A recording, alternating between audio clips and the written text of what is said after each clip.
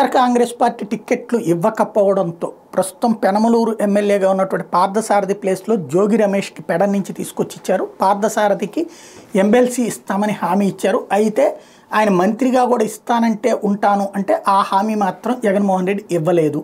దీంతో ఆయన తెలుగుదేశం పార్టీ నాయకులతో ఆల్రెడీ సిట్టింగ్లు అయిపోయినాయి. ఆయనకి నూజివీడు ఎమ్మెల్యే కానీ లేదా మచిలీపట్నం ఎంపీ టికెట్ కానీ ఇస్తారన్నటువంటిది తెలుగుదేశం పార్టీ వైపు నుండి జరుగుతున్న ప్రచారం. కాబట్టి అటు వెళ్ళడానికి సిద్ధపడుతున్నారు. మరొకటి, తిరువూరులో ఇప్పుడు తాజాగా నల్లగట్ల స్వామిదాస్ని చేర్చుకున్నటువంటి నేపథ్యంలో అటుపక్కన టికెట్ మారుతున్నటువంటి కాన్సెప్ట్తో రక్షణ నిధి ఎవరైతే అక్కడ ప్రస్తుత సిట్టింగ్ ఎమ్మెల్యే ఉన్నారో ఆయన ఇప్పుడు తెలుగుదేశం పార్టీ నాయకులతో సంప్రదింపులు జరుపుతున్నారని ప్రచారం జరుగుతుంది. ఐపాక్ సభ్యులు తనతో కూర్చుని మాట్లాడారు.